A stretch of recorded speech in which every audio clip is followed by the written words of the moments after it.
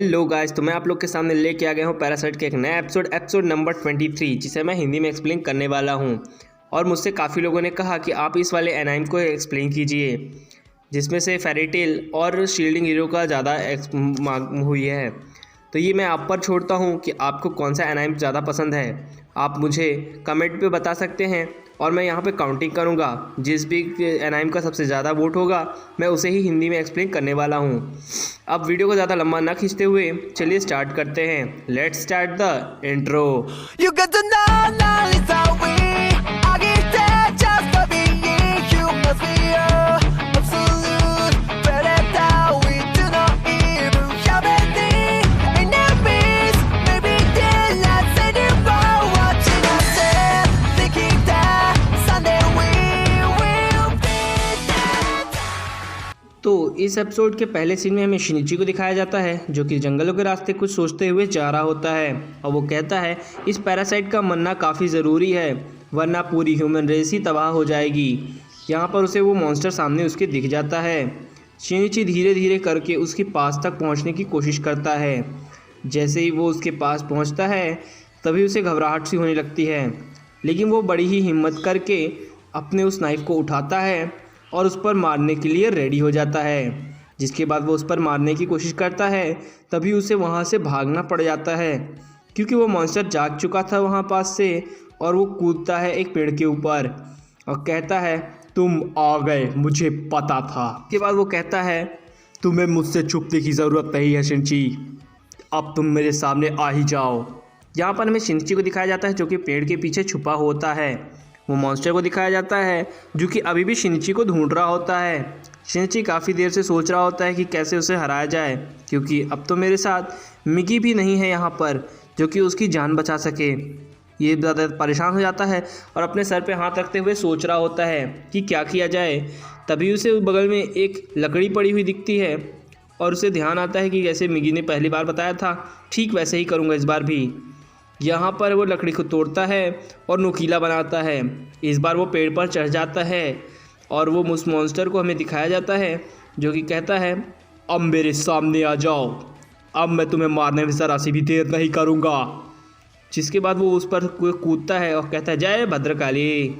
जिसके बाद वो उस पर मारने की कोशिश करता है, लेकिन फेल हो जाता है, क्योंकि उस मॉन्स्टर ने उसे अपने हाथ में पकड़ लेता है और खूब दूर फेंक देता है। जिसके बाद शिनिची एक पेड़ से जाके टकराता है और नीचे गिरता है। शिनिची काफ़ी कोशिश करने के बाद धीरे धीरे उठता है। यहाँ पर वो पैरासाइट बोलता है तुम्हें अब मरना होगा। यहाँ पर शिनिची काफ़ी गुस्से में होता है और उसे एक खिंचा के हाथ मारता है, यानी पंच मारता है। जिसके बाद वो मॉन्स्टर कहता है इस बार मेरी बारी। जिसके बाद वो अपना ह्यूमन हैंड बनाता है और शिनिची पर एक घुमा के हाथ मारता है। शिनिची काफ़ी दूर जाके गिरता है। मुझे विश्वास नहीं हो रहा शिनिची काफ़ी दूर जाके गिरा। खैर, शिनिची इतनी दूर जाके गिरता है कि वो सीधे कूड़े के ढेर के पास ही पहुंच जाता है। शिनिची इतना घबराया होता है और वो सोच रहा होता है वो किस जगह पर आ गया। तभी वो अपनी गर्दन घुमा के देखता है, उसे तो याद आ जाता है कि अरे हाँ, वो तो कूड़े के ढेर पर बैठा है। जिसके बाद वो पैरासाइट आता है और कहता है अब तुम्हारी बारी, इसी जंगल में मैं तुम्हें ख़त्म कर दूँगा। शिनिची यहाँ पे तामराव को याद कर रहा होता है, उसकी बातों को। तभी शिनिची उस बड़े बाबा की भी बात याद करता है, जिसने कहा था नेवर गिव अप। शिनिची को याद आता है कि इसे पैरासाइट को हराने के लिए उसे क्या करना होगा। उसे याद आ जाता है कि उसके पीठ पर जब 2 गोली मारी गई थी वहाँ से ब्लड निकला था। इसका मतलब वही सबसे कमज़ोर पॉइंट है जहाँ पर इसे मारकर हराया जा सकता है। शिनिची के पास एक रॉड पड़ी थी, जिसे वो उठाता है और वो मारने के लिए सीधे तो उसकी तरफ निकल पड़ता है, लेकिन वो मॉन्स्टर समझ नहीं पाता कि अब उसके साथ क्या होने वाला है। यहाँ पर शिनिची जो ज़्यादा ही तेज़ से आता है और उसकी पीठ पर वो रॉड घुसेड़ देता है और बड़ी ही चालाकी से उस पर एक ज़बरदस्त किक मार देता है उसी रॉड पर। जिसके बाद वो रॉड उसके पेट पे और ज़्यादा तेज़ी से घुस जाती है, लेकिन वो साथ ही साथ वो कूड़े के ढेर से नीचे की तरफ गिर जाता है और अपने आप को होश संभालते हुए वो जंगल के अंदर भाग जाता है। यहाँ पर मॉन्स्टर को काफ़ी ज़ोर से चिल्लाते हुए दिखाया जाता है, जो कि कहता है नहीं, तुमने मुझे मारने की हिम्मत कैसे कर दी। जिसके बाद यहाँ पर शिनिची को दिखाया जाता है, जो कि काफ़ी देर से एक जगह पे बैठा होता है और वो सोच रहा होता है कि अब उसे कैसे हराया जाए।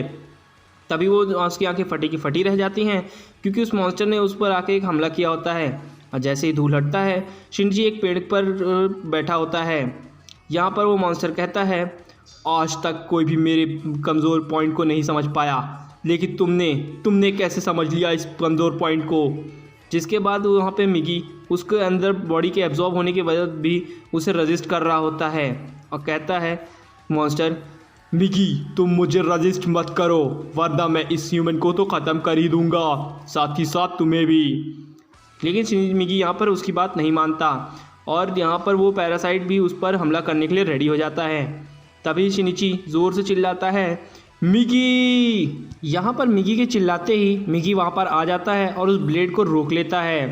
एक्चुअल में मिगी उसके हाथ के अंदर से ही निकलता है और वो ये देखकर मॉन्स्टर काफ़ी ज़्यादा परेशान हो जाता है कि कोई ह्यूमन अपने एक बार पैरासाइट से डिटैच होने के बाद कभी भी उसे रीजनरेट नहीं कर सकता, तो इसने ये कैसे कर लिया।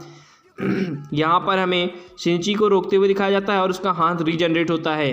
जिसके बाद मिगी कहता है शिनिची, और शिनिची भी कहता है मिगी तुम वापस आ गए। जिसके बाद हमें उस पैरासाइट की बॉडी में कुछ ज़्यादा हलचल होती दिखाई जाती है। जिसके बाद मिगी उसे बताता है कि इस पैरासाइट की बॉडी पे कुछ ज़्यादा ही ओवरलोड हो रहा है। जिसके बाद वो उस पर मारने के लिए रेडी हो जाता है और उसे मारता है खिंचा के। जिसके बाद उसकी पूरी बॉडी ही फट जाती है बीच से।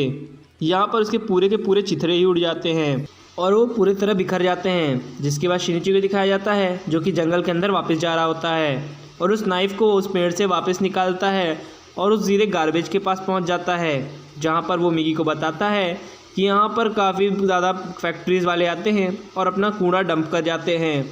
जिसके बाद मिगी और शिनिची पर बहस हो जाती है। यहाँ पर मिगी उसे बताता है कि मुझे अभी भी वो फिर से सेंस हो रहा है वही पैरासाइट। जिसके बाद शिनिची काफ़ी ज़्यादा परेशान हो जाता है और कहता है कि ये कैसे हो सकता है। तभी उसे तमराओ की बात याद आती है कि वो अपने आप को फिर से रीजनरेट करने की काबिलियत में रखता है। यहाँ पर शिनिची उस जगह पर पहुँच जाता है और कहता है कि अब मैं क्या करूँ। जिसके बाद मिगी उसे कहता है अगर ह्यूमन रेस को ज़िंदा रखना है तो हमें इसे ख़त्म ही करना होगा। जिसके बाद शिनिची की आंखों को दिखाया जाता है जो कि रो रही होती हैं और कहती हैं आई एम सॉरी। जिसके बाद वो उस पर एक काफ़ी ज़बरदस्त हमला करता है और जिसके बाद वो वहाँ पे मर जाता है। मिगी और शिनिची उस जगह से चले जाते हैं। तभी उस बूढ़े बाबा के घर के सामने से हमें काफ़ी लोगों को जाते हुए दिखाया जाता है। तभी वो बूढ़ा बाबा अपने गेट को खोलता है और चारों तरफ देखता है कि भगदड़ मची हुई है और उसे सुनने में आता है कि किसी ने उस पैरासाइट को ख़त्म कर दिया। तभी उसका नज़र उसकी नाइफ पर जाती है और उसे समझ जाता है कि हो ना हो ये काम शिनिची का ही है। और आखिरी के एपिसोड में हमें शिनिची को जाते हुए दिखाया जाता है। जिसके बाद ये एपिसोड यहीं पे ख़त्म होता है। मुझे पता है दोस्तों ये इस सीरीज़ का आखिरी एपिसोड है और मुझे पता है कि आप लोग जल्दी ही मुझे कमेंट करके बताएंगे कि फेरी टेल या फिर शायरिंग शील्ड हीरो इन दोनों में से कौन सा करना है। तब तक के लिए goodbye and sayonara. Thank you for watching my videos and subscribe my channel. तब तक के लिए गुड बाय।